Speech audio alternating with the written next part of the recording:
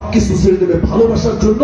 ধর্ম ছাড়বে ভালোবাসার জন্য, কোরআন ছাড়বে ভালোবাসার জন্য, দাড়ি চাষবে ভালোবাসার জন্য, পায়জামা রঙের টাকনা নিচে পড়বে ভালোবাসার জন্য, যেটা নবী অভিশাপ দিচ্ছে ট্যাটু লাগানো সেটা সে লাগাবে, কানের দুধ ব্যবহার করবে, হাতে ব্যাস ব্যবহার করবে, গলায় সোনার চেন পরিধান করবে, তবু ওই মেয়েকে লাগবে। আসলে নাই? সবাই বলেন আছে। মেয়ের জন্য জীবনটা পর্যন্ত দিয়ে দেবে, বলে তোমার ভালোবাসা আমি আমার জীবন দিয়ে দেবো। আর আছে কিছু বাকি? জীবনে যদি দিয়ে দেয় তাহলে আর কি বাকি থাকে? সবকিছু উচার করে দেবে, তবু ওই মেয়েকে লাগবে। তার মানে ভালোবাসার মানুষকে পাওয়ার জন্য পৃথিবীর যে কোনো শর্ত আপনার সামনে হাজির করে ওই মেয়েকে পেতে হবে। জাদুকরের কাছে যেতে হলে জাদুকরের কাছে যাবে, কোন ফকিরের কাছে যেতে হলে ফকিরের কাছে যাবে, ওঝার কাছে যেতে হলে ওঝার কাছে যাবে, যে কোনো ব্যক্তির কাছে যাবে, তাবিজ আনবে, কুফরি করবে, শিরক করবে, তবু ওই মেয়েকে চাই চাই। আসলে না? প্রত্যেকটা সমাজের ভিতরে আজকে জাদুবিদ্যা ঢুকে গেছে। এটাই হচ্ছে সমাজের সবচেয়ে বড় তাগুত। সমাজের মানুষেরা আল্লাহর বিধান ভুলে, নবীর হাদিস ভুলে, কোরআন সুন্নাহ ভুলে আজকে তাগুতের কাছে, বেঈমানদের কাছে, যারা 40 বছরও নামাজ পড়ে না, যারা দাড়ি মুছ কাটে না, যাদের শরীর থেকে গন্ধ আসে, তাদের কাছে যায় শিরিক করার জন্য, তাদের কাছে যায় তাবিজ আনার জন্য। এই তাবিজ ঝুলিয়ে তার একটা ভালোবাসার মেয়েকে সে পেতে চায়। অথচ আল্লাহ নবী বলছেন, আমি তোমাদের জন্য জান্নাতে এমন মেয়ে রেডি দেখছি যাদের একটা ওড়নার মূল্য সারা পৃথিবীর সমস্ত কিছু যদি এক পাল্লায় রাখা হয়, আর জান্নাতের একটা মেয়ের একটা মাথার ওড়না যদি এক পাল্লায় রাখা হয়, তাহলে তোমার সারা পৃথিবীর সমস্ত কিছুর পাল্লা হালকা হয়ে যাবে। জান্নাতি মেয়ের একটা ওড়নার পাল্লার ওজন ভারী হয়ে যাবে। সুবহানাল্লাহ। কি মনে হয়? কি মনে হয় আপনার জান্নাত? যে জান্নাতের মেয়েদের কোনো পেশাব পায়খানা থাকবে না, যারা অপবিত্র হবে না, যাদের বয়স হবে 33 বছর, তারা এত সুন্দরী হবে যাদেরকে পৃথিবীর কোন মেয়ে, কোন জিন, কোন মানব পর্যন্ত তাদেরকে টাচ করে নেয়। আর আজকে তুমি যার প্রেমে বিভোর হয়ে আসো, পাগল হয়ে আসো, তোমার অসহায় মা বাবাকে ভুলে যাচ্ছ, পরিবারের কথা ভুলে যাচ্ছ, যেই মা বাবা তোমাকে কষ্ট করে মানুষ করতেছে, যেই মা বাবা তোমাকে ব্যবসা নিয়ে খেতে খাবারের কাজ করে কষ্ট করে তোমাকে আদর্শ ছেলে বানাচ্ছে, শিক্ষা দিচ্ছে, আর তুমি একটা মেয়ের পিছনে পড়ে তোমার সবকিছু ত্যাগ করে দিচ্ছ, মা বাবাকে অপমান করতেছো, মা বাবাকে ত্যাগ করছো, তুমি শিরিক করতেছো, কুফরি করতেছো, সমাজকে বাদ দিচ্ছ, আত্মীয় স্বজন বাদ দিচ্ছ, তোমার সাথে কথা বলা যায় না, তুমি রাগ করে যাও। সেই একটা মেয়ের পিছনে তুমি দৌড়াচ্ছ, তোমার আগে ওই মেয়েকে, যেই মেয়ে তোমার সাথে প্রেমে পাগল হয়ে গেছে, তোমার আগে ওই মেয়ে তার সতীত্ব আরো 10 জনের কাছে বিলিয়ে দিয়েছে। ঠিক কিনা? তুমি সেই কাপুরুষ যুবক, তুমি সেই একটা মেয়ের পিছনে দৌড়াচ্ছ, অথচ তোমার নবী ঘোষণা দিচ্ছে তোমার জন্য জান্নাত আমি এত সুন্দর রমণীদেরকে আমি রেডি রাখছি, তুমি শুধু আসো। দুনিয়াতে 60 বছর যদি তুমি কষ্ট করে অপেক্ষা করে থাকতে পারো, আল্লাহ নবী বলছেন, সাবাতুন ইউযিল্লুহুমুল্লাহু তাআলা ফি যিল্লিহি ইয়াওমা লা যিল্লা ইল্লা যিল্লুহু, ইমামুন আদিলুন ওয়া শাআবুন নাশআ ফি ইবাদাতিল্লাহি তাআলা। এক নম্বর হচ্ছে ওই ন্যায়পরায়ণ বিচারক, যে তার ন্যায়পরায়ণতার সাথে বিচার কার্য করবে, এমন ইমাম, এমন নেতা, এমন শাসক। দ্বিতীয় নম্বর বলা হচ্ছে ওই যুবক, যেই যুবক তার জিন্দেগিটা ইবাদতের মাধ্যমে কাটিয়ে দিয়েছে। এই 7 শ্রেণীর ভিতরে আরেকজন রয়েছে। আল্লাহ নবী বলছেন, ইযা দাআতহু ইমরাতুন যাতু মানসুবিন ওয়া জামালিন ফাকালা ইন্নী আখাফুল্লাহ।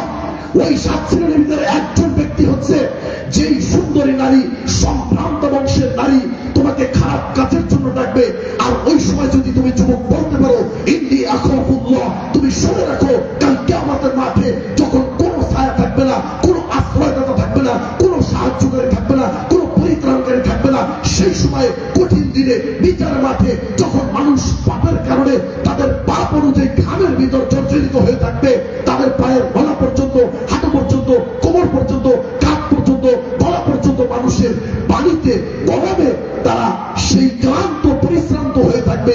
সেই কঠিন বিচারের মাঠে যেই দিন সূর্য তোমার মাথার উপর চলে আসবে, যুবক তুমি শুনে রাখো, তুমি যদি তোমার ওই জীবিত মেয়ে যদি তোমাকে প্রপোজ করে, তুমি যদি বলতে পারো ইন্নী আখাফুল্লাহ, শুধুমাত্র একটা শব্দ, আমি আমার রবকে ভয় করি, আল্লাহর কসম করে বলতেছি যুবক, তোমাকে আল্লাহ সেই দিন, সেই কঠিন বিচারের দিনে বিশেষ দয়া, বিশেষ রহমতের ছায়া তলে আশ্রয় দান করবে। সুবহানাল্লাহ। কি চাও তুমি জান্নাতে? কি চাও? মদ দিবে, বিড়ি সিগারেট দিবে, গান বাজনা দিবে, নারী দিবে, আর পৃথিবীর ভিতরে ভোগ বিলাসের যত জিনিস আছে তার থেকেও উত্তম করে, আরো সুন্দর করে, নমনীয় করে, কমনীয় করে আল্লাহ তোমাকে জান্নাতে বানিয়ে রেখেছে। তুমি শুধু চাও, ভোগ করো। শুধু 7 বছরের জিন্দেগি তুমি যদি একটু অপেক্ষা করে ব্রেকটা চাপ দিয়ে ধরতে পারো, ফামান খাফা মাকাম রাব্বিহি ওয়া নাহা নাফসা আনিল হাওয়া ফাইনাল জান্নাতা হিয়াল মাওয়া। আল্লাহ বলেন কোরআনে, যদি তোমার মনের প্রবৃত্তিকে যদি একটু ব্রেকটা চাপ দিয়ে ধরতে পারো যে তোমার রবের সামনে তোমাকে দাঁড়াতে হবে, ওয়া নাহা নাফসা আনিল হাওয়া, নফসটাকে কন্ট্রোল করতে পারো, ব্রেক দিতে পারো।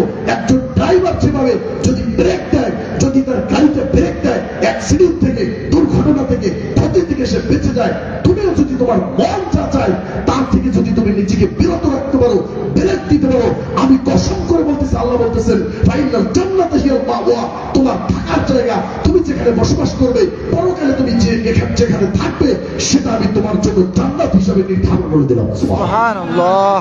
কি চাও তুমি যুবক? আল্লাহ বলছেন যে আমি অধিকাংশ মানুষকে জাহান্নামের জন্য সৃষ্টি করেছি, অধিকাংশ মানুষকে। কেন? এই যে বললাম, তো এই যে বাগদাদের ঘটনাটা আমরা বলতেছিলাম, সবাই কি শেষ হয়ে গেল নাকি? 40 মিনিট না?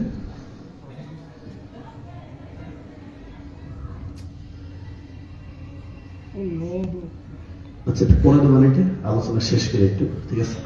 তো দেখেন, ওই হুজুর তখন বলছে যে আমার একটা শর্ত আছে। বলছে কি শর্ত? বলছে 40 দিন জামাতের সাথে তাকবীরের সাথে নামাজ পড়তে হবে। যদি এই শর্ত মানতে পারে, তাহলে আমি ওই কুখ্যাত সন্ত্রাসী মাফিয়া ছিল আমার মেয়েকে আমি তার সাথে বিবাহ দেব। বলছে এর থেকে সহজ কাজ আর আছে? আপনার মেয়েকে পাওয়ার জন্য আমি এর থেকে বড় কঠিন পরীক্ষা আমি দিতে রাজি আছি। বলছে এটা কোনো কাজ হইল? 5 ওয়াক্ত নামাজ পড়তে কোথাও হচ্ছে আমাদের সাথে, একটু নামাজ পড়বো, একটু বিপদ হয়তো মজুগুলো শেষ, এত সুন্দর মেয়ে পেয়ে যাবো, এর থেকে ভালো কিছু আর আছে?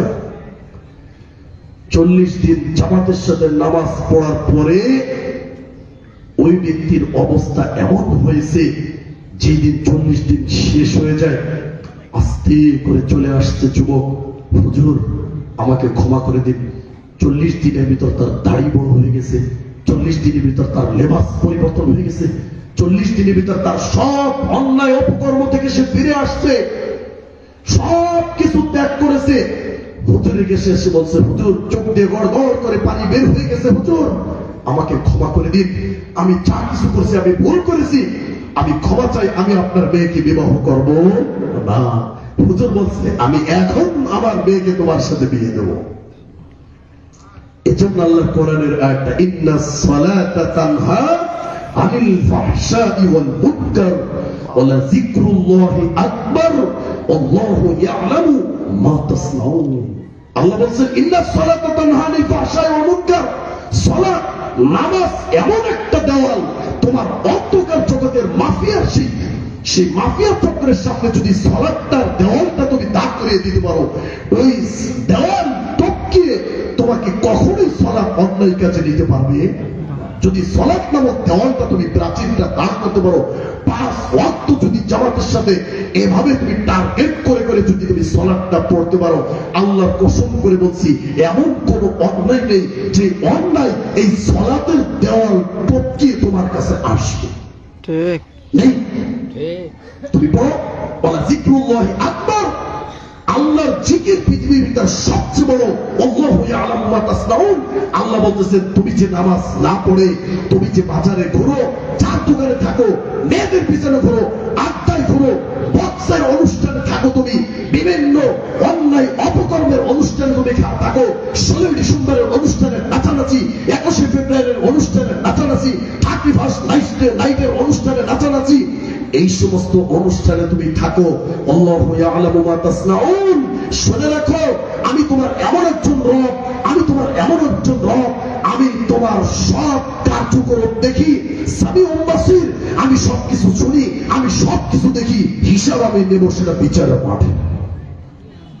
তুমি করো। তো সালাত এটা আল্লাহকে স্মরণ করার জিকিরের ভিতর সবচেয়ে বড় জিকির, সেটা কি? সালাত। সালাতের মাধ্যমে আল্লাহকে স্মরণ হয়। ওয়াকিমিস সালাতা লিযিকরি, তুমি সালাত পড়ো এবং এই সালাতের মাধ্যমে তুমি আমাকে স্মরণ করো। যখনই আমাকে ভুলে যাও সালাতে দাঁড়িয়ে যাও। এজন্য হাদিসে আসছে আল্লাহ নবী বলতেছেন, ইদা হাসাবাহু আমরুন ফাসাল্লা, যখনই তোমার কোনো বিপদ আসবে, বড় কোনো গুরুত্বপূর্ণ কাজ করতো আল্লাহ নবী তখনই সালাতে দাঁড়িয়ে যেতেন। আর আমরা বিপদে বলে সাথে সাথে এমপিকে ফোন করি, সাথে সাথে চেয়ারম্যানকে ফোন করি, সাথে সাথে মন্ত্রীকে ফোন করি, কিন্তু আল্লাহ আপনার বিপদটা দিয়েছে। আল্লাহ বিপদ দেওয়ার পরে দেখতে চাই তুই আমার কাছে আগে বলস নাকি তোর এমপি মন্ত্রী আর চেয়ারম্যান মেম্বারের কাছে আগে বলস। তোর চেয়ারম্যান মেম্বারকে সৃষ্টি করেছি আমি, তোকেও সৃষ্টি করেছি আমি, আর আমি যদি তোদের দুজনকে সৃষ্টি করতে পারি, ওই দুইজনের রব আমি, আর ও কি তোর সমস্যার সমাধান করবে? আমি তোকে সমস্যায় ফেলেছি, বিপদে ফেলেছি, ওই বিপদটা দূর করবো তো আমি, তুই কেন আগে চেয়ারম্যান আর ডিসিওসির কাছে গেলি বল? কেন গেলে? তার মানে তোর তাওয়াক্কুল আর বিশ্বাস আল্লাহর প্রতি নেই। সম্মানিত উপস্থিতি, তো বলছিলাম যে এই যে সালাতটা আপনাকে কি করবে, আল্লাহ নবী বলছেন যে দেখেন সালাত কত গুরুত্বপূর্ণ বিষয়। আল্লাহ নবী বলছেন তোমার বাড়ির সামনে যদি একটা পুকুর থাকে, কি থাকে? পুকুর। আর এই তো লাউ আন্না নাহরান বিবাবি আহাদিকুম ইয়াগতাসিলু ফীহি বা মিনহু কুল্লা ইয়াউমিন খামসা মাররাত হাল ইয়াবকা মিন দারনিহি শাইউন ক্বালু লা ইয়াবকা মিন দারনিহি শাইউন। আল্লাহ বলেছেন ক্বালা কাযালিকা মাসালুস সালাওয়াতিল খামস ইয়ামহুল্লাহু বিহিন্না খাতায়া। আল্লাহ নবী বলেছেন হাদিসটি, তোমাদের বাড়ির সামনে যদি একটা পুকুর থাকে আর পুকুর থেকে যদি তুমি দৈনিক 5 বার যদি তুমি গোসল করো, তাহলে তোমার শরীরের ভিতরে কোনো ময়লা থাকতে পারে না। ঠিক তেমনি ভাবে একজন ব্যক্তি যদি 5 ওয়াক্ত সালাত জামাতের সাথে মসজিদে গিয়ে ইমামের পিছনে আদায় করে, তার আমল নামায় কোনো গুনাহ থাকতে পারে? যখন কোন ব্যক্তি সালাতে দাঁড়িয়ে যায় তখন তার ছোট অন্যায় আছে মাথার উপর চেপে দেওয়া হয়। আল্লাহ নবী বলেছেন কুল্লামা সাজাদা আও রাকা ফাসাকাতাত আনহু, যখন ওই ব্যক্তি সিজদা করে, যখন ওই ব্যক্তি রুকুতে যায়, তার ওই মাথার গোড়াগুলো তার ওই মাথা থেকে কাঁধে আসে, কাঁধে থাকার পরে যখন সে রুকু করে সিজদা করে, যতবার রুকু করে, যতবার সিজদা করে, ততবার তার গোড়াগুলো ঝরে যায়। সর্বশেষে যখন সে সালাত শেষ করে তার কোনো গোলাই থাকে না। আল্লাহ নবী বলছেন যে মানুষ যখন অজু করে, অজুর ফোঁটায় ফোঁটায় তার সব গোড়াগুলো ঝরে যায়। কোন ব্যক্তি যদি অজুর পরে কালিমা শাহাদাত পড়ে, আশহাদু আল্লা ইলাহা ইল্লাল্লাহু ওয়া আশহাদু আন্না মুহাম্মাদান আবদুহু ওয়া রাসূলুহু আল্লাহুম্মা জাআলনি মিনাত তাওয়াবিন ওয়া জাআলনি মিনাল মুতাতাহহিরিন। আল্লাহ নবী বলেন জান্নাতের 8টা দরজা খুলে দেওয়া হয়, যেই দরজা দিয়ে সে প্রবেশ করতে চায় সেই দরজা দিয়ে সে প্রবেশ করতে পারবে। সুবহানাল্লাহ। একটা নামাজের ভিতর যদি আপনার এত ফজিলত থাকে যে অজুতেই আপনাকে জান্নাতে ঢুকিয়ে দিয়েছে, তাহলে সেই নামাজের ভিতর কি পরিমাণ সওয়াব থাকতে পারে? আল্লাহ নবী বলেন মান খারাজা মিন বাইতিহি মুতাতাহহিরান ইলা সালাতিন মাকতুবাতিন ফাআজরুহু কাআজরিল হাজ্জিল মুহরিমি। কোন ব্যক্তি যদি বাড়ি থেকে পবিত্র হয়ে শুধুমাত্র কেবলমাত্র রবের সন্তুষ্টির জন্য জামাতে নামাজ পড়ার জন্য মসজিদে এসে প্রবেশ করে, আল্লাহ নবী বলেন ওই ব্যক্তির সওয়াব একজন ব্যক্তি সারা জীবনের উপার্জন দিয়ে হজ করার জন্য 40 দিন পর্যন্ত সেই মক্কা মদিনায় অবস্থান করে, আরাফার ময়দানে সেই কঠিন সূর্য তাপে অবস্থান করে, সেই তাপমাত্রায় দৌড়াদৌড়ি করে সে মক্কায় সে তওয়াফ করে, এই কষ্ট করে সে 40 দিন পর্যন্ত কষ্ট করে সে যে সওয়াব অর্জন করবে, তুমি শুধুমাত্র বাড়ি থেকে পবিত্রতা অর্জন করে শুধুমাত্র ফরজ সালাতের উদ্দেশ্যে যদি মসজিদে যাও, ওই ব্যক্তি 40 বছর জীবনের সমস্ত উপার্জন খরচ করে ব্যয় করে কষ্ট করে তারপরে সেই যে সওয়াব অর্জন করবে, তুমি শুধুমাত্র ফরজ সালাত নামাজ আদায় করার জন্য যদি বাড়ি থেকে পবিত্র অবস্থায় বের হয়ে মসজিদে আসো, তোমার আমল নামায় আমি একজন ইহরাম পরিধানকারী ব্যক্তির সওয়াব, তার যে সওয়াব হবে হজ করে, আমি শুধু তুমি এই বাড়ি বসে তুমি এই সওয়াব অর্জন করতে পারবে যদি তুমি ফরজ সালাতের জন্য ওযু করে বাড়ি থেকে মসজিদে চলে আসো। সুবহানাল্লাহ। কি চান সবাই হজ করতে পারবেন এখানে যারা আছেন? তাহলে এত সুযোগ নামাজের ভিতর দিয়েছে। আবু উসমান থেকে বর্ণিত, তিনি বলেন যে সালমান তিনি বলেন যে আমরা দুইজনে একটা গাছের নিচে দাঁড়িয়ে রয়েছি, গাছের নিচে। তো গাছের নিচে দাঁড়ায় থাকার পরে সালমান রাদিয়াল্লাহু তাআলা আনহু তিনি বলছেন যে গাছটা ধরে আমি একটা শুকনো ডাল ধরে ঝুল দিয়েছি, ঝুল দেওয়ার পরে পাতাগুলো পড়ে গেছে। তো ওই সালমান আবু উসমানকে বলতেছে যে তুমি আমাকে জিজ্ঞেস করলে না কেন আমি এটা করলাম? বলছে বলো কেন করছে? বলছে আমি একদিন রসুলের যুগে, আমি একদিন রসুলের সময় এরকম গাছের নিচে দাঁড়িয়েছিলাম, আমার নবী বিশ্বনবী মুহাম্মদ রাসূলুল্লাহ সাল্লাল্লাহু আলাইহি ওয়াসাল্লাম গাছের শুকনো ডালটা ধরে ঝুল দিলেন, তারপর গাছের শুকনো পাতাগুলো ঝরে পড়লো। আল্লাহর নবী বললেন যদি কোনো ব্যক্তি সুন্দরভাবে ওযু করে 5 ওয়াক্ত সালাত যদি জামাতের সাথে আদায় করে এই শুকনো গাছের ডালের এই আপনার পাকা পাতাগুলো যেভাবে ঝরে পড়লো, ওই ব্যক্তি যদি 5 ওয়াক্ত সালাত জামাতের সাথে আদায় করে তার আমল নামায় যত গুনাহ হয়েছে সমস্ত গুনাহগুলো সব ঝরে পড়েছে। তিনি বললেন সূরা হুদের 114 নম্বর আয়াত তেলাওয়াত করুন, আকিমিস সালাতা তারাফাইন নাহারি ওয়া যুলাফাম মিনাল লাইল ইন্নাল হাসানাতি ইউযহিবুনাস সাইয়্যাত যালিকা যিকরা লিয-যাকিরিন। বুঝতে পারলেন?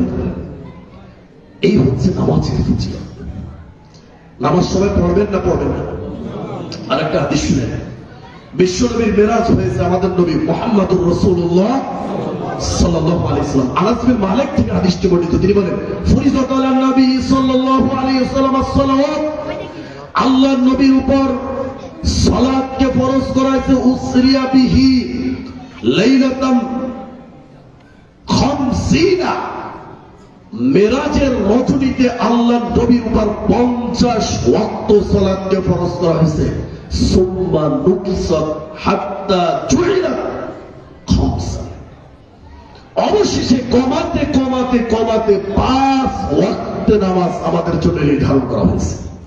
এখন বলেন নামাজকে আমাদের উপর চাপিয়ে দেওয়া হয়েছে না আমাদেরকে হালকা করা হয়েছে? সবাই মুখ খুলেন, হালকা করা হয়েছে।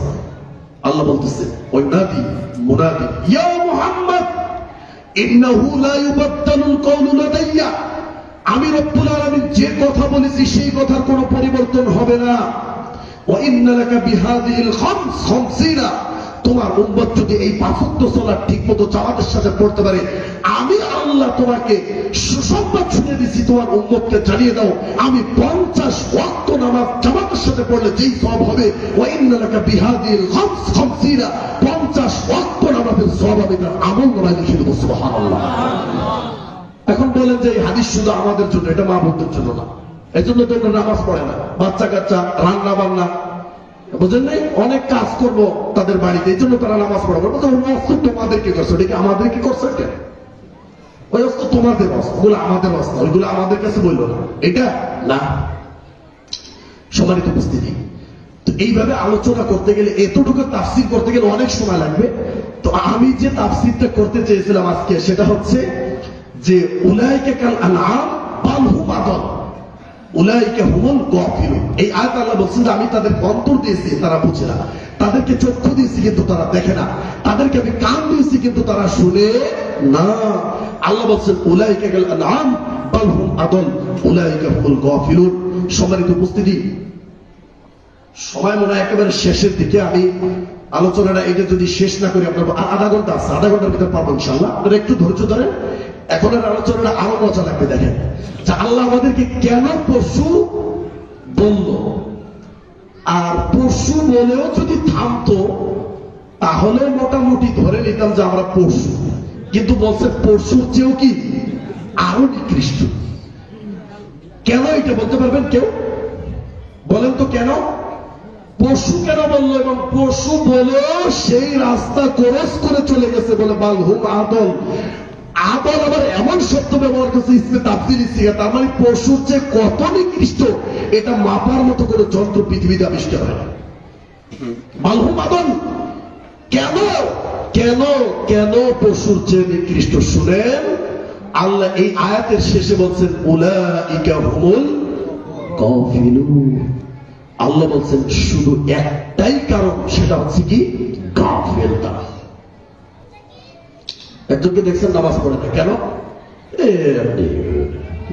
এমনি কোনো কথা নেই, এমনি ভালো লাগে না, পড়ে না, মানে কোনো কারণ সে দেখাই না। অথচ নামাজ এমন একটা বিধান, যদি সে পাগল না হয়, সুস্থ অবস্থা অবস্থায় যদি জিহ্বাটা বের করে যদি শ্বাস প্রশ্বাস নিতে পারে, ওই অবস্থায় তাকে ইশারায় হলো নামাজ পড়তে হবে। এমন একটা বিধান, যে কথাটা বলছিলাম, মেরাজের রজনীতে নামাজকে ফরজ করা হয়েছে। মেরাজ কিন্তু অন্য কোন নবীর জন্য মেরাজ হয় নাই। নামাজের বিধান, সমস্ত বিধান পৃথিবীতে জিবরাইলের মাধ্যমে আল্লাহ নাযিল করেছেন, কিন্তু শুধুমাত্র একটা বিধান আল্লাহর কাছে ডেকে নিয়ে আপনার আমার নবী, বিশ্ব নবী মুহাম্মদুর রাসূলুল্লাহ সাল্লাল্লাহু আলাইহি সাল্লামকে আল্লাহর কাছে ডেকে নিয়ে তিনি বলছেন, নবী আমি তোমার উম্মতকে এই জিনিসটা ফরজ করলাম, তুমি তোমার উম্মতকে জানিয়ে দাও, যদি তারা ঠিক মতো ৫ ওয়াক্ত সালাত জামাতের সাথে পড়তে পারে আমি ৫০ ওয়াক্ত সালাতের সওয়াব দিব।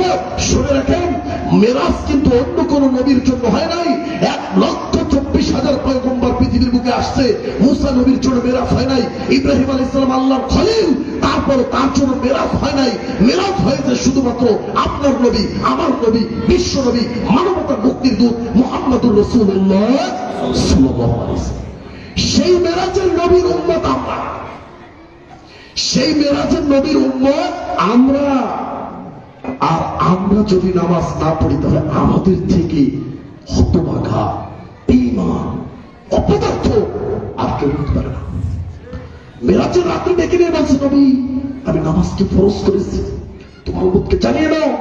মুসা আলাইহিস সালাম শুনে বলছে, মুসা আলাইহিস সালাম বলে, মোহাম্মদ এসে কি বলছে আল্লাহ? বলছে কি বলছে বলেন, উম্মতকে ৫০ ওয়াক্ত নামাজ ফরজ করেছে। সর্বনাশ, এরা পারবে না এটা। আমি বনি ইসরাইলকে চিনি, বনি ইসরাইল কোন জাতের জাত, সারা জীবন আমাকে জ্বালিয়ে ছেড়েছে তারা। বলছে গরু জবাই কর, বলছে গরু কিরকম, বলছে এই গরু, বলছে রং কি, বলছে এই রং, বলছে সেদিকে চাষ করা হয় না কি চাষ করা হয় না। এত জ্বালাইছে মুসা নবীকে, বলছে তোর উম্মত, তোমার উম্মত মুহাম্মদ, তোমার উম্মত এই ৫০ ওয়াক্ত পারবে না। সেটার প্রমাণ আজকে পেয়ে যাচ্ছি। বনি ইসরাইল থেকে নিকৃষ্ট আমরা, বনি ইসরাইল থেকে কদম আমরা, যেটা ১৪৫০ বছর পূর্বে মুহাম্মদ সাল্লাল্লাহু আলাইহি ওয়াসাল্লাম সে আসমানে বসে ফয়সালা হয়েছিল, মেরাজের রজনীতে নামাজকে ফরজ করা হয়েছিল। কিন্তু আজ পর্যন্ত কোন উম্মতে মুহাম্মাদী মুসলমান ঘরের সন্তান, যার মুখে দাড়ি হয়েছে, যার বাবা হজ করেছে, যার বাবা মসজিদের সভাপতি, অথচ তার সন্তান নামাজ পড়ে, ওর বাবা মসজিদের সভাপতি, আর ও দোকানে বসে 5 স্টার টাকা বুঝতে পারবে, ও গোল্ড টাকা দেয়, আর ওর বাবা মসজিদে কি সভাপতি। আছে না নাই? আছে। সম্মানিত উপস্থিতি, যেটা বলছিলাম যে আল্লাহ কেন কেন আমাদেরকে পশুর শ্রেণী খ্রিস্ট বললো, উলাইকা কাল আনআম। পশুর শ্রেণী খ্রিস্ট বলছেন যে উলাইকা হুমুল কাফির, মানুষ বড় কাফের। একবার এক হুজুর ওয়াজ করে যাওয়া আছে রাত্রে, তো ৩ রাস্তা ৪ রাস্তা মোড় আছে না, ওইখানে দেখতে বিশাল এক হুজুর ঘুমাই আছে, একেবারে পাগড়ি পুগড়ি মাথায় দিয়ে, টুপি টুপি, বিশাল বড় জুব্বা। তো হুজুর তো দেখে সালাম দিয়েছে, আসসালামু আলাইকুম। বলছে সালাম দরকার নাই হুজুর। বলছে আপনি কে? বলছে আমি শয়তান। ও শয়তান, তো কি এখানে কি? বলছে একটু রেস্ট করতেছি। রেস্ট করতেছেন মানে? বুঝলাম না তো, রেস্ট করতেছেন কেন, আপনার ডিউটি নেই? বলছে ডিউটি আছে, কিন্তু আমার যারা চেলা বেলা তারা অনেক উপরে পর্যায়ে চলে গেছে, আমাকে ছাড়াই গেছে। আরে অনেক সময় হয় না যে প্রাইমারি স্কুলের টিচার, কিন্তু তার ছাত্র আপনার বড় বড় ডক্টর ইঞ্জিনিয়ার হয়ে গেছে, হয় না? তো শয়তানের চেলাবেলা বড় হবে, এটা হতে পারে না? আশ্চর্য কি আছে, আপনারা মুখ কালা করে বসে আছে। তো হুজুর বলছে যে ঘটনা কি তাহলে? বলছে ঘটনা কি বুঝতে পারেন না? বলছে না। বলছে কেমনে আপনার থেকে বড়? বলছে আপনি কি ওই আয়াতটা পড়েন নাই? কোন আয়াত? وَإِذْ قَالَ رَبُّكَ لِلْمَلَائِكَةِ اسْجُدُوا لِآدَمَ فَسَجَدُوا إِلَّا إِبْلِيسَ أَبَى وَاسْتَكْبَرَ وَكَانَ مِنَ الْكَافِرِينَ। আল্লাহ যখন আদমকে সৃষ্টি করছে, তখন সমস্ত ফেরেশতাদেরকে নির্দেশ দিয়েছে, ফেরেশতারা তোমরা আদমকে সিজদা করো। ফেরেশতারা সবাই সিজদা করছে, ইবলিসও সেই মাঠে ছিল। ইবলিস বলছে যে আমি সিজদা করতে পারবো না, আমি আগুনের তৈরি, আগুনের পাওয়ার উপরে মাটির তৈরি আদম, মাটির পাওয়ার হচ্ছে, মাটির স্বভাব হচ্ছে নিচে থাকে, পায়ের নিচে থাকে, অতএব আমি আগুন হয়ে মাটিকে সিজদা করতে পারবো না। আদম সিজদা করছে, আদমকে সবাই সিজদা করছে, কিন্তু ইবলিস করে নাই। আবা ওয়াস্তাকবারা, অস্বীকার করছে, অহংকার করছে, অস্বীকার করছে, অহংকার করছে। তো এখনো যারা আল্লাহর বিধানকে মানে না, তারা অস্বীকারও করে, অহংকারও করে। সম্মানিত উপস্থিতি, আল্লাহ বলছেন ওয়াকানা মিনাল কাফিরিন। বলছে আয়াত পড়েন নাই? বলছে হওয়া পড়ছি তো। বলছে শোনেন আদম সন্তান, আমি ইবলিস শুধু আদমকে একটা সিজদা করি নাই, আল্লাহকে নয়। সেই সিজদা সেটা কোনো শরীয়তের সিজদা নয়, শুধু আল্লাহ পরীক্ষার জন্য বলেছিল ইবলিস তুমি আদমকে সিজদা করো। আমি একটা সিজদা করি নাই, সেটা আদমকে, কোন রবকে নয়। তো যেই ইবলিস আমি হয়েছি শুধু আদমকে সিজদা না করার কারণে, তাও একটা সিজদা। আর আদম সন্তান দিন-রাত 24 ঘন্টার ভিতর 5 ওয়াক্ত সালাত, শুধু ফরজ সালাত, নফল ধরি নেই, সুন্নাত ধরি নেই। 17 রাকাত সালাতে কয়টা সাজদা হয়? 34। তো আমি একটা সিজদা না করার কারণে যদি আমি ইবলিস শয়তান হই, আমার আদম সন্তান দিনের ভিতর যদি 34টা সিজদা না করে, তাহলে তাকে দেখলে আমি গুরু বলি আসসালামু আলাইকুম, গুরু কেমন আছো? বুঝতে পারেন কথা? আমি একটা সিজদা না করে যদি আমি ইবলিস হই, জান্নাত থেকে আমাকে বের করে দেয়, আল্লাহ রহমত থেকে আমাকে বঞ্চিত করে, তাহলে যেই আদম সন্তান দিনে 24 ঘন্টার ভিতর প্রতিদিন যদি 34টা সিজদা সে মিস করে, তাহলে তার 60 বছর জিন্দেগিতে কতটা সিজদা মিস করছে, তাহলে সে তো আমার গুরু, আমার বস, ঠিক কিনা বলুন? এজন্য আমি একটু রেস্ট করতেছি। কথা কি বুঝতে পারছেন? দেখেন তো বলছিলাম যে পশুর চেয়ে নিকৃষ্ট কেন? সবাই এই জায়গাটা ভালোভাবে খেয়াল করেন, বাচ্চারা কথা বলতেছে।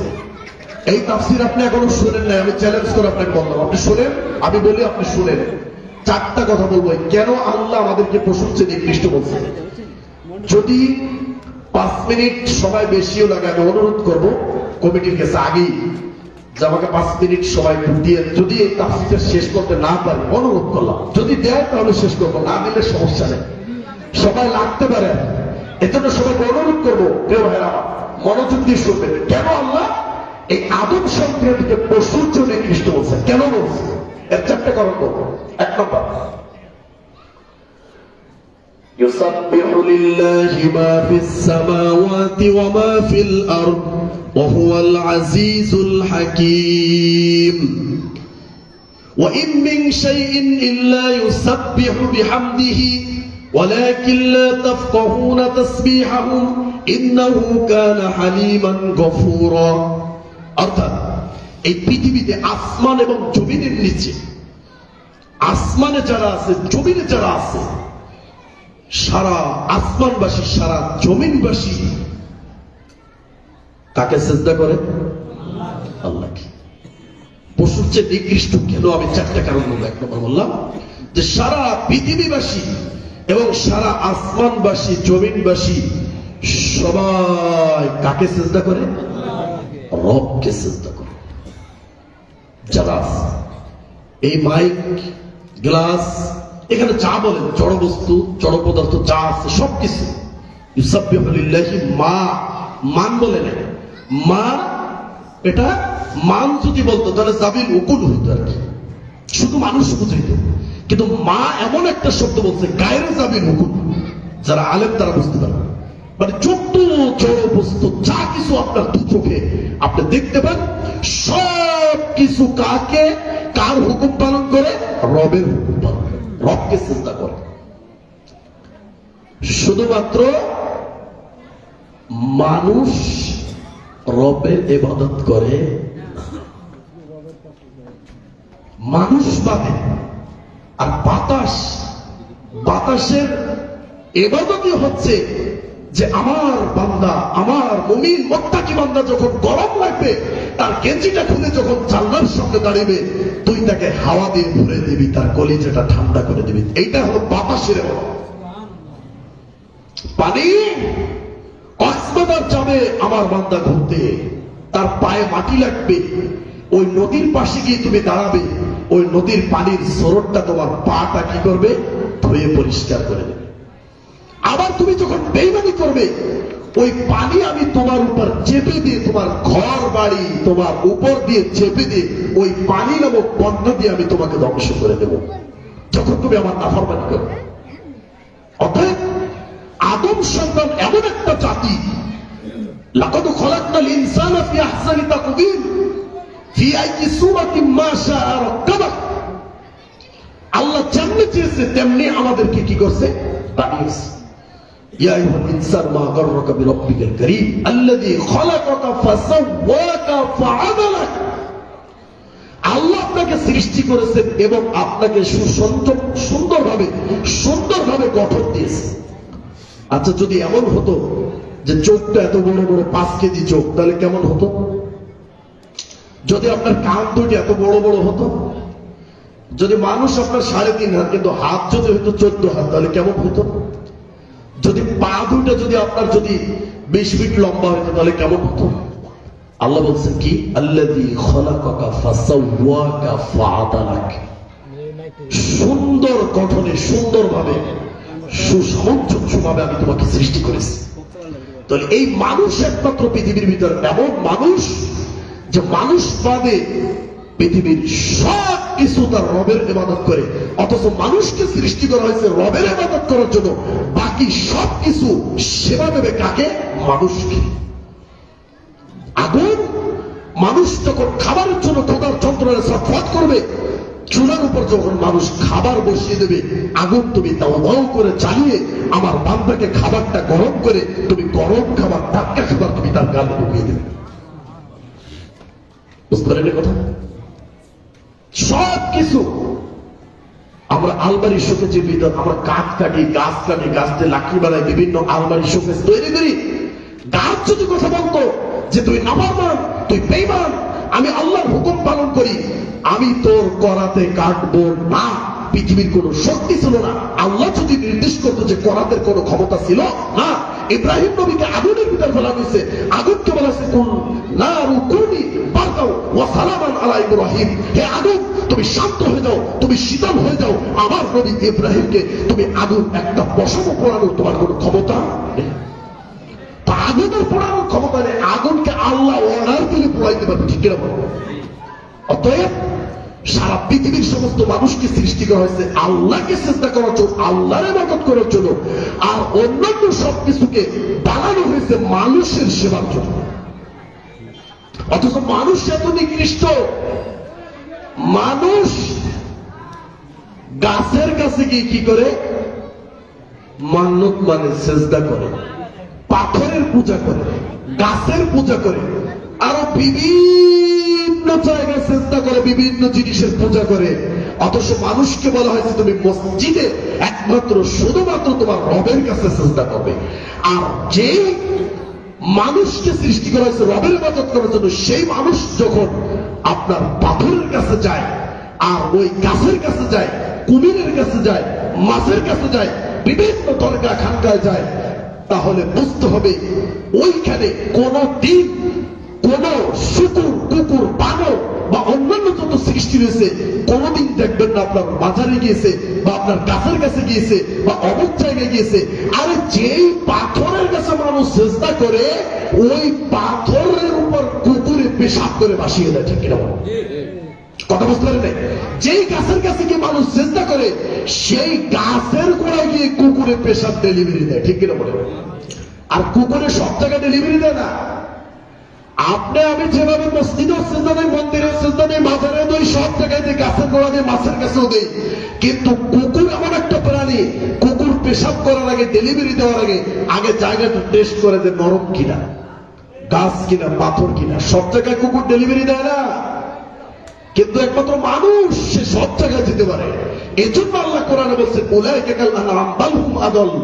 মানুষ পশুর চেয়ে নিকৃষ্ট, পশুর চেয়ে নিকৃষ্ট। এজন্য আল্লাহ বলছে নাম্বার 1, সবকিছু পৃথিবীর কার ইবাদত করে?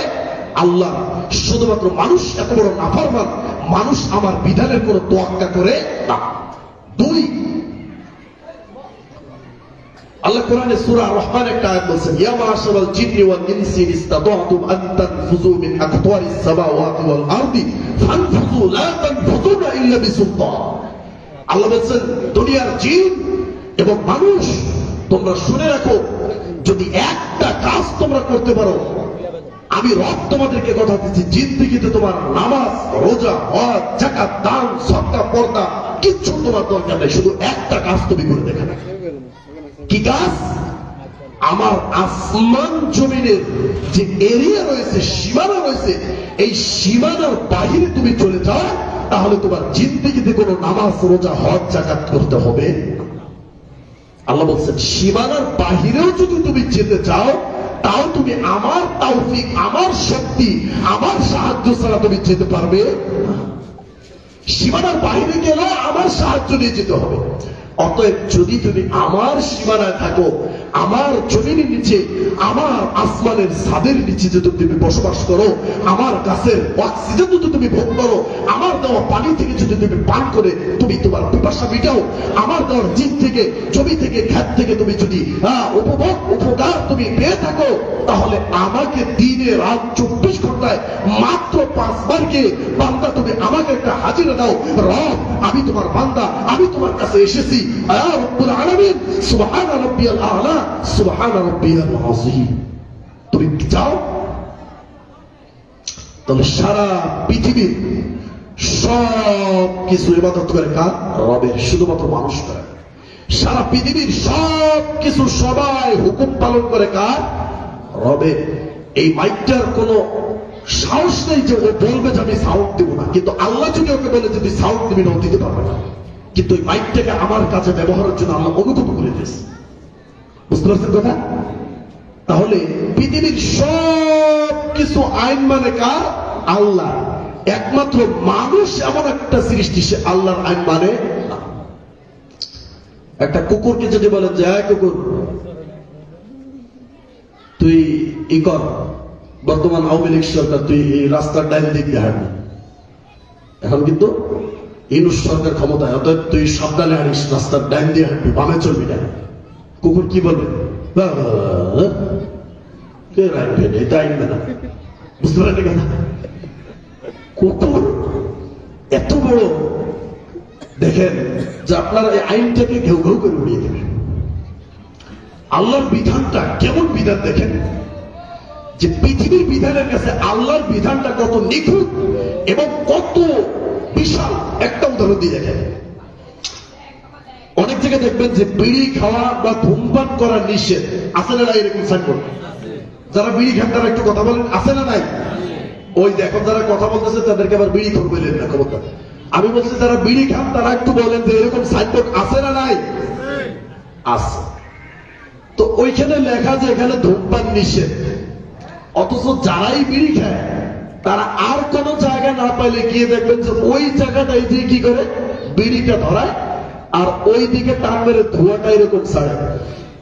মানে আমি তোর আইন মানে উড়িয়ে দিলাম। কথা বুঝতে পারেন? এটা হলো দুনিয়ার মানুষের আইন, কিন্তু আপনার আমার রব এমন আইন তৈরি করছে, সবাই এখানে কথা বলবেন, সবাই কেউ ঘুমাবেন না। আজকে মসজিদের ভিতর কেউ কোনদিন লেখছে যে ধূমপান নিষেধ? কথা বলেন। যত বড় বিড়ি খোরক, যার সেকেন্ডে সেকেন্ডে বিড়ি না হলে চলে না, কোনদিন দেখছেন যে মসজিদে ঢুকে একটা টান মারছে? কেন? ওখানে তো লেখা নেই যে এখানে ধূমপান নিষেধ। তো ওই আইনটা কার? আল্লাহর না। যত বড় বিড়ি খোরক, বিড়ি খেয়ে এখন দোকান থেকে আসছে, কিন্তু মসজিদে ঢোকার আগে বলে কি বিড়ি তো খেয়ে এসছি, গাল থেকে গন্ধ আসবে, একটু কুলি করে যায়। বুঝতে পারছেন? একটু কুলি করে, কিন্তু মসজিদে ঢুকে বিড়ি খায় না। এই আইনটা আপনার রব করছে। তো পৃথিবীর সব কিছু সবাই কুকুর। এখন ইউনূস সরকার আছে নাকি আওয়ামী লীগ আছে না বিএনপি আছে না জামাত আছে না এনসিপি আছে, দেখার কোনো দরকার নাই। চিড়িয়াখানা আপনি যান, সকালবেলা বাঘগুলো, সিংহগুলো সকালবেলা 10-11টার সময় ঘুম থেকে উঠে ব্রাশ করে বলে যে খাবার দাও। কে আওয়ামী লীগ, কে বিএনপি, কে কোন জামাত শিবির দেখার টাইম নেই, সকাল হয়েছে খাবার দাও।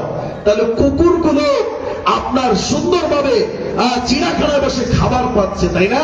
ওই কুকুরগুলো আইন মানে কার? আল্লাহ। কিন্তু আমরা কি, যে দল আসুক তোমরা মারামারি কাটাকাটি করে যা ইচ্ছে তাই করো, আমরা তো বুঝি না সকাল হয়েছে খাবার চাই। বুঝতে পারেন কথা? কোন কুকুর না খেয়ে আছে? চিড়িয়াখানার মাঠ না খেয়ে আছে? না, সবাই খাচ্ছে ঠিক মতো। কারণ তারা আইন মানে কার? আল্লাহ। আল্লাহর আইন যারা মানবে তাদের কোনোদিন রিজিকের অভাব হবে না, রিজিকের টেনশন করতে হবে না। সম্মানিত উপস্থিতি। তিন নম্বরে, সারা পৃথিবীর সমস্ত সৃষ্টি আল্লাহ দেওয়া রুচির উপর তারা সন্তুষ্ট। শুধুমাত্র মানুষ এমন একটা প্রাণী যারা আল্লাহ দেওয়া রুচির উপর সন্তুষ্ট না। মানুষকে কি বলছে? তুই ভাত খাবি, গোশ খাবি, মাংস খাবি, যত ভালো খাবার আছে ফল ফ্রুট সব তুই খাবি। বাঘকে বলছে তুই কি খাবি? হরিণ খাবি। সাপকে বলছে তুই ব্যাং খাবি। কুকুরকে বলছে তুই হাড্ডি খাবি। বিড়ালকে বলছে তুই কাটা খাবি। ছাগলকে বলছে তুই পাতা খাবি। গরুকে বলছে তুই ঘাস খাবি। আপনি দেখেন, সারাদিন যদি একটা গরুকে বেঁধে রেখে আপনি যদি বলেন যে গরু তুই একটা হাড্ডি খা, কেমন পর্যন্ত ওই গরু হাড্ডি মুখে দেবে না। ছাগলকে যদি সারাদিন বেঁধে রেখে, গরুকে যদি সারাদিন বেঁধে রেখে হাড্ডি খাবে না। আর কুত্তাকে যদি সারাদিন বেঁধে রেখে বলে যে কুকুর তুই এই ঘাস খা, পাতা খা, কুকুর কেমন পর্যন্ত ঘাস মুখে দেবে না। কেন? তার রব বলে নাই, এই জন্য সে মুখে দেবে না। কিন্তু মানুষ এমন একটা সৃষ্টি, মানুষ ওই মুখ দিয়ে ভাতও খায়, গোশও খায়, মাংসও খায়, সুদও খায়, ঘুষও খায়, সব কিছু খায়, সব কিছু মানুষের মুখ দিয়ে প্রবেশ করে। আচ্ছা, এখানে যারা আছেন সবাই বলেন, আপনাদের এলাকায় কুকুর আছে না? গরু ছাগল আছে না? কোনদিন কেউ দেখেছেন যে গরুতে বিড়ি সিগারেট খেয়েছে? দেখেছেন কেউ? হাত জাগান তো। গরুতে কোনদিন, বা কুকুর, বিড়াল যেগুলো আছে, মুরগি, হাঁস, পাখি যেগুলো, এইগুলো কোনদিন মদ খেয়েছে? তো মদ কিসে খায় বলেন সবাই? বিড়ি সিগারেট কে খায়? এখন আপনারা বলেন, মানুষকে পশুর চেয়ে নিকৃষ্ট বলছে কেন? বুঝতে পারছেন? গরু, ছাগল, হাঁস, মুরগি, কুত্তা, বিড়াল কোনদিন মদ, বিড়ি, সিগারেট খায় না। কিন্তু মানুষকে এত সুন্দর করে সৃষ্টি করেছি, সেই মানুষই বিড়ি খায়, মানুষই সুদ খায়, মানুষই ঘুষ খায়, মানুষই কিস্তি উঠায়, মানুষই বেরাকের কাছে যায়, মানুষই সুদি খায়। সব কিছু মানুষের দ্বারা সম্ভব। মানুষ সব ধরনের অন্যায় অপকর্ম খায়। মানুষ বিবাহের মতো একটা টুল বসিয়েছে। এখন বিবাহ দেয়, টুল বসায়। আমার মেয়ের বিবাহ, এখানে টাকা দিয়ে তোমাকে যেতে হবে। তাহলে গরিব মানুষটা ওই বিয়ে যেতে পারে না। কে ভাবছে টুল দিতে আপনাকে? আপনার মেয়েকে যদি সামর্থ্য না থাকে তাহলে মেয়ে ঘরে রেখেন আপনি। কিন্তু এই ধরনের টুল বসিয়ে, এই ধরনের ব্যবসা করে, এই ধরনের অপসংস্কৃতি, যেটা বিজাতীয় সংস্কৃতি, রাসূলকে যেটা কষ্ট দেওয়া হয়, আল্লাহকে কষ্ট দেওয়া হয়, ইসলামের যেটা অবমাননা হয়, এরকম কাজ করে আপনার মেয়ে চিরজীবন সুখ ভোগ করবে, এটা কেমনে করে আশা করবেন? আজ মুসলমানের ঘরে বিবাহকে কেন্দ্র করে শুরু থেকে শেষ পর্যন্ত সবকিছু হিন্দুবাদী, সবকিছু আপনার ওই খ্রিস্টানি, সবকিছু আপনার ইহুদিবাদী, সবকিছু বিধর্মীদের সংস্কৃতি আপনার আবার ভালো লাগে। অথচ আল্লাহ এবং আল্লাহ নবীর যে সংস্কৃতি, যে বিধান, যে কৃষ্টি কালচার দিয়েছে, যে মডেল আমাদেরকে দেখিয়ে গেছে, সেটা আমাদের ভালো লাগে না। তাহলে পৃথিবীর সব কিছু ইবাদত করে কার? আল্লাহ। শুধুমাত্র মানুষ করে না। এজন্য মানুষ পশুর চেয়ে নিকৃষ্ট। সব কিছু আইন মানে কার? আল্লাহ। শুধুমাত্র মানুষ আল্লাহর আইন মানতে পারে না। মানুষকে বলা হয় তুমি মসজিদে আসো, মানুষ মসজিদে আসতে পারে না। মানুষকে বলা হয় তুমি পর্দায় চলো, পর্দায় চলতে পারে না। মানুষকে বলা হয় তুমি দুর্নীতি করবে না, তুমি সুদ খাবে না, ঘুষ খাবে না। মানুষ সুদ খায়, ঘুষ খায়। কোনোদিন দেখবেন না যে একটা কুকুর, বিড়াল, শিকাল তারা 4-5টা বক্স এনে সমাধির ভিতরে বিশৃঙ্খলা করে গান বাজনা, বাদ্যযন্ত্র বাজায়। কিন্তু আপনার আমার যুব সমাজ, তারা মাসে মাসে, সপ্তাহে সপ্তাহে তাদের এমন কি টাকার উৎস হলো যে তারা মাসে মাসে, সপ্তাহে সপ্তাহে, বছরের ভিতরে 5-10টা কনসার্ট না করলে তাদের পেটের ভাত হজম হয় না। অথচ আপনার আমার এলাকার একটা কুকুর, গরু, ছাগল, বিড়াল, হাঁস, মুরগি কোনোদিন একটা বক্সের কনসার্ট করে নাই। এজন্য আল্লাহ বলছেন উলাইকা কাল আনআম বাল হুম আদাল। মানুষ পশুর চেয়ে নিকৃষ্ট। কারণ মানুষ যে কাজ করে সেটা পশু তো কোনোদিন করে না। মানুষ যে ব্যবহার করে সেটা পশুর চেয়ে নিকৃষ্ট হয়ে যায়। এই জন্য আল্লাহ বলছেন মানুষ পশুর চেয়ে নিকৃষ্ট। বুঝতে পারছেন কথা? তারপরে চতুর্থ নম্বর, এটা সবাই শুনবে। আল্লাহ বলছেন সূরা বাকারার 171 নম্বর আয়াত, ওয়ামাসালুল লাযিনা কাফারু কামাসালিল লাযিনা ইয়াকু বিমা লা ইয়াসমাউ ইল্লা দুআ ওয়া নিদাআ সুম্মুন বুকমুন উময়ুন ফাহুম লা ইয়াকিলুন। আল্লাহ বলছেন যারা রাখাল রয়েছেন, গরু ছাগল যারা মাঠে চড়ান, তাদের কিছু ভাষা আছে। দেখেন যে গরু ছাগলকে ওই ভাষাগুলো যদি আপনি ব্যবহার করেন তাহলে তারা বুঝতে পারে না? এটাই রে এইভাবে, হ্যাঁ, এটা অনেক ভাষা আছে।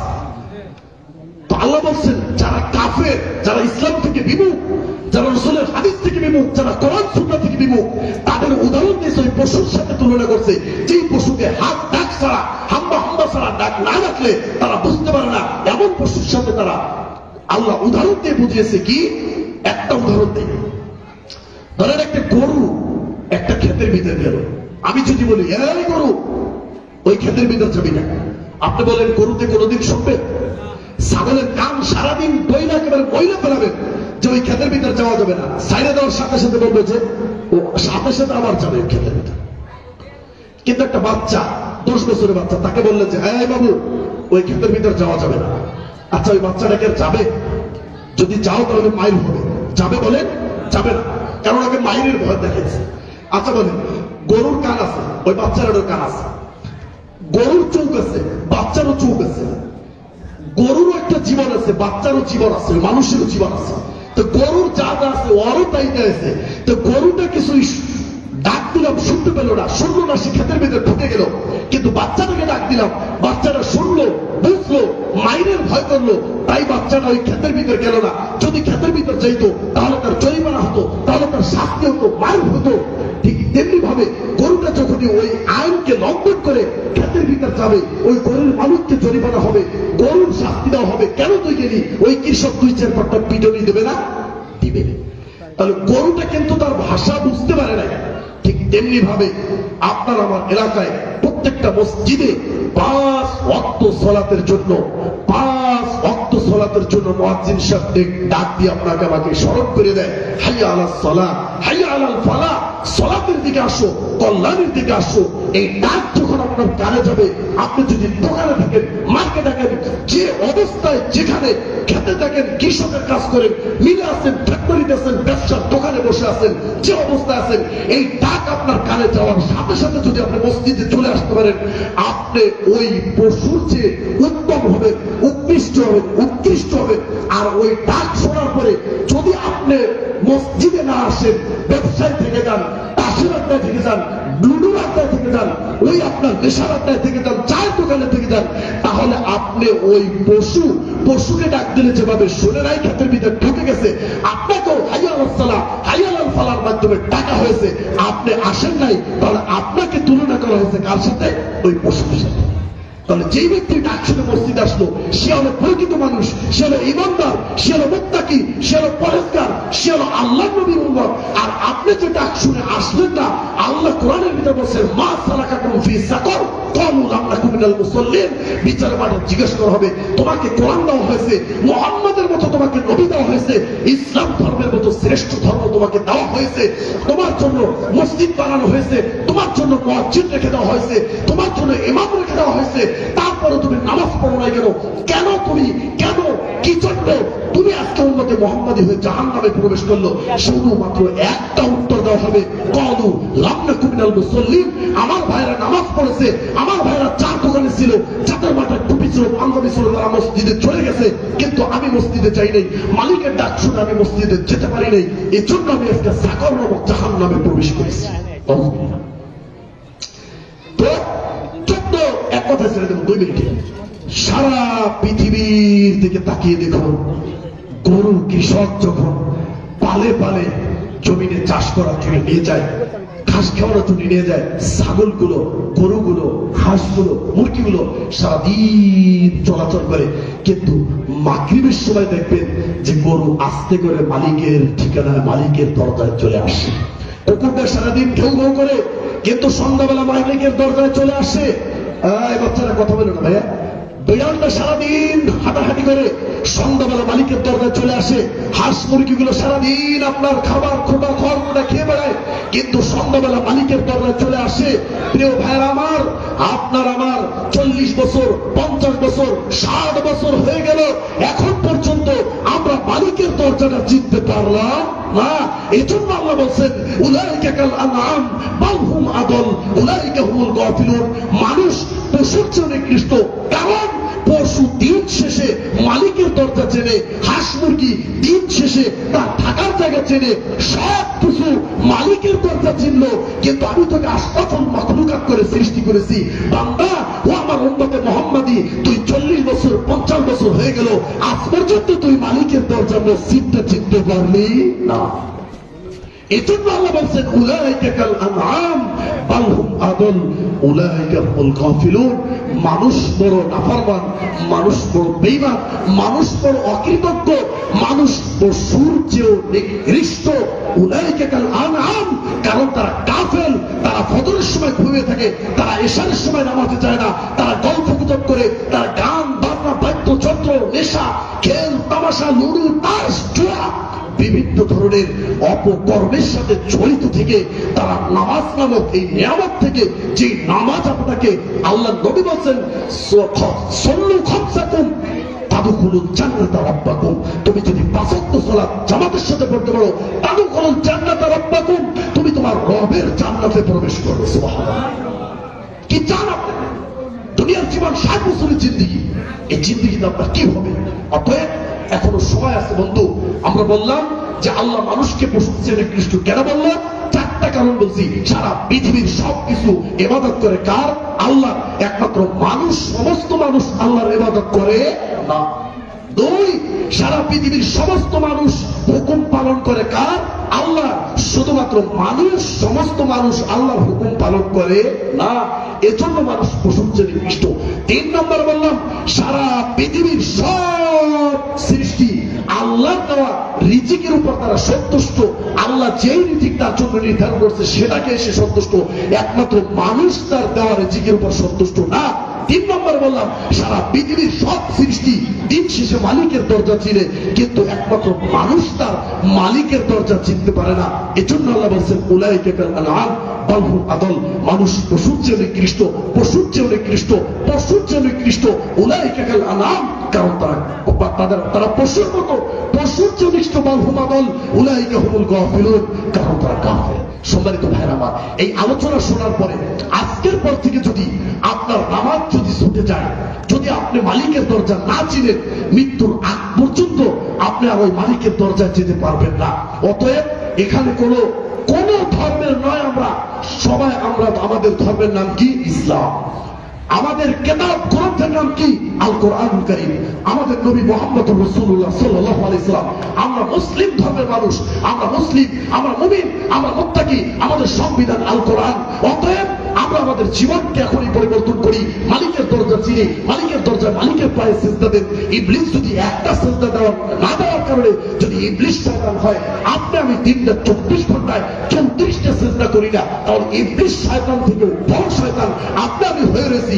এজন্য আল্লাহ বলছেন ওয়ালাকাদ জারানা লিজাহান্নামা কাসীরাম মিনাল জিন্নি ওয়াল ইনস, অধিকাংশ মানুষ এবং জিনকে আমি জাহান্নামের জন্য সৃষ্টি করেছি।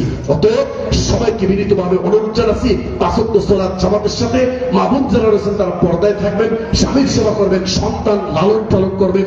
যারা বিড়ি সিগারেট জর্দা গোল তামাকের সাথে জড়িত আছেন, অতি দ্রুত এই সিদ্ধান্তকে পরিবর্তন করে আল্লাহ নবীর উম্মত হন।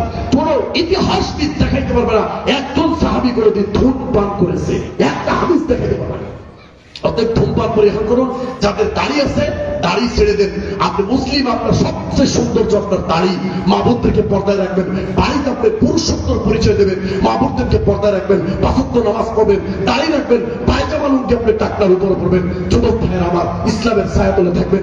গান বাজনা বাদ্যযন্ত্র ওই সমস্ত নর্তকী ফর্তকী আর ওই নষ্টা ফষ্টা মেয়ের পিছনে দৌড়িয়ে তুমি তোমার পরকালকে নষ্ট করতে পারো না, কারণ তোমার নবী মুহাম্মদুর রাসূলুল্লাহ সাল্লাল্লাহু আলাইহি ওয়াসাল্লাম লাকাদ কানা লাকুম ফি রাসূলিল্লাহি উসওয়াতুন হাসানা লিমান কানা ইয়ারজুল্লাহ ওয়াল ইয়াউমাল আখির। যারা আল্লাহ এবং পরকালের আশা রাখে তারাই একমাত্র আদর্শ হিসেবে মুহাম্মদকে গ্রহণ করবে। অতএব সবাইকে উদারত আহ্বান জানিয়ে আমরা দীর্ঘ সময় যে আলোচনা করলাম, আলোচনার ভিতরে যদি ভুল বিরাম হয়, কথার যদি আপনার কষ্ট পেয়ে থাকেন, সবাই আমি 5-6 মিনিট বেশি নিয়েছি, ক্ষমা সুন্দর দৃষ্টিতে দেখবেন। সবাইকে আমি অনুরোধ করব আপনারা সুন্দরভাবে এই নিয়ম কানুনগুলো ফলো করবেন, আল্লাহর বিধান পালন করে সবাই ইসলামের ছায়াতলে আসেন। 5 ওয়াক্ত নামাজ জামাতের সাথে পড়ার তৌফিক দান করুন, এবং আমরা যেন পশুর চেয়ে নিকৃষ্ট না হই, পশুর চেয়ে আমরা উৎকৃষ্ট হয়ে আমরা যেন আল্লাহর কাছে যেতে পারি। আল্লাহ আমাদের তৌফিক দান করুন। আল্লাহুম্মা আমিন।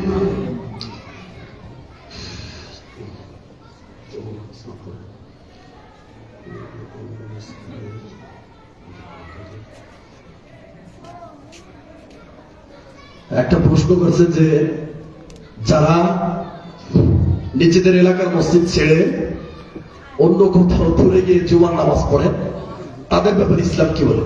আসলে যেটা আপনার হক, সেটা হচ্ছে নিজের এলাকার মসজিদ, ঠিক আছে? এরকম কোন হাদিস নেই যে ওই মসজিদে গেলে বেশি সওয়াব বা ওইখানে গেলে বেশি সওয়াব, এরকম কোন হাদিস নেই। তো ধরেন আপনার যে মা বাবা রয়েছে তাদের সেবা করলে বেশি সওয়াব নাকি শ্বশুর শাশুড়ির সেবা করলে বেশি সওয়াব? মা বাবাও তো নিজের মা বাবা, শ্বশুর শাশুড়িকে কি বলি? মা আর আব্বা বলি না?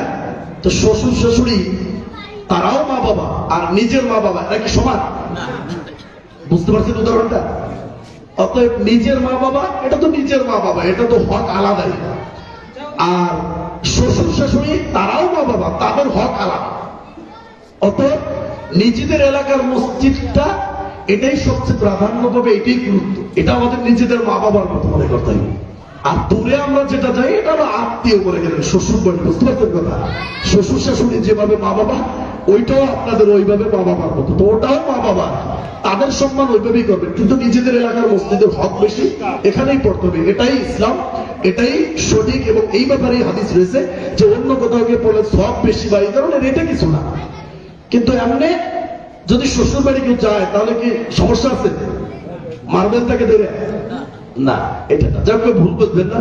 যাই হোক, আমাদের আলোচনা যদি ব্যথা পেয়ে থাকেন, কষ্ট পেয়ে থাকেন, আমি ছোট মানুষ, আপনাদেরকে হয়তো বোঝাতে পেরেনি আলোচনাটা, তোমার যদি ব্যথা পেয়ে থাকেন, কষ্ট পেয়ে থাকেন, প্রায় আমরা 1.5 ঘন্টার উপরে, প্রায় 1 ঘন্টা 40 মিনিটের মতো আলোচনা করলাম। আল্লাহ রাব্বুল আলামিন আমাদেরকে আলোচনা থেকে উপকৃত হয়ে আমরা সকলে যেন আমল করে পরকালে আমরা একটা এই থেকে নাজাতের ওসিলা করতে পারি। যারা আজকে মাহফিল কমিটি করেছে, এই আয়োজন করেছে, সবাইকে অনেক ধন্যবাদ জানাই। আল্লাহ যেন এই মাহফিলকে কবুল করে। আমাদের প্রধান বক্তা আলহামদুলিল্লাহ এসে গেছে আমাদের মাঝে, তো সুন্দর আলোচনা রাখবেন আপনাদের মাঝে। আপনারা সবাই ধৈর্য সহকারে শেষ পর্যন্ত শুনবেন, আপনাদের কাছে অনুরোধ রাখলাম। এবং আমার জন্য দোয়া করবেন, আপনাদের জন্য দোয়া করি। আল্লাহ আমাদের সবাই ইসলামের উপর কবুল করুন। আল্লাহুম্মা আমিন। ওয়া আখিরু দাওয়ানা আলহামদুলিল্লাহি রাব্বিল আলামিন।